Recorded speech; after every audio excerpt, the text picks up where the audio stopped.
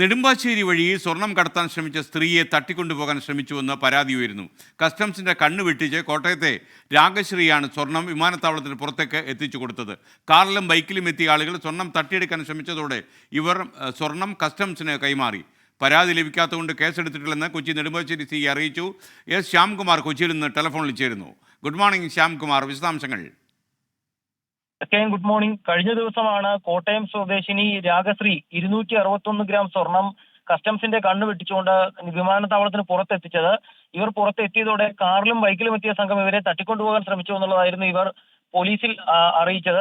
തുടർന്ന് ഇവരെ ഒരു സംഘം ആളുകൾ പിന്തുടർന്നതോടെ ഇവർ തിരികെ വിമാനത്താവളത്തിലെത്തി കസ്റ്റംസിന് സ്വർണം കൈമാറുകയായിരുന്നു. 1 കോടി രൂപയിൽ താഴെയുള്ള സ്വർണമായതിനാൽ ഇവരുടെ അറസ്റ്റ് രേഖപ്പെടുത്തിയ ശേഷം ഇവരെ ജാമ്യം നൽകി വിട്ടയക്കുകയും ചെയ്തിട്ടുണ്ട്. ഏതായാലും ഈ ഇപ്പോൾ പരാതിക്കാരി രേഖാമൂലം പരാതി നൽകാത്തത്. ഇതോടുകൂടിയാണ് ഇപ്പോൾ പോലീസ് കുടുങ്ങിയിരിക്കുന്നത്. ഏതായാലും സ്വർണം ഏറ്റെടുക്കുകയും കസ്റ്റംസിൽ നിന്ന് വിവരം ലഭിക്കുകയും ചെയ്തിട്ടുണ്ട് എന്ന് പോലീസ് അറിയിക്കുകയും ചെയ്തിട്ടുണ്ട്. Okay, thank you Shyamkumar. Anisha പറയുന്ന ഒരു കാര്യമാണ്, സർവീസിലിരിക്കുന്ന പലരും ചിന്തിക്കണം ഒരു നാൾ നമ്മൾ വിരമിക്കും, പുറത്തിറങ്ങും എന്ന്. ആർക്കാണ് അങ്ങനെയൊക്കെയുള്ള ആലോചനയുള്ളത്? എങ്കിൽ ഈ നാട് എത്ര രക്ഷപ്പെട്ടു പോയേനെ. പക്ഷേ ഒരു ദിവസം വരും, നമുക്ക് എല്ലാവരും ഓർക്കേണ്ട ദിനമാണ്. നമ്മൾ വേറെ രീതിയിൽ പറഞ്ഞാൽ ഇന്നു ഞാൻ നാളെ നീ.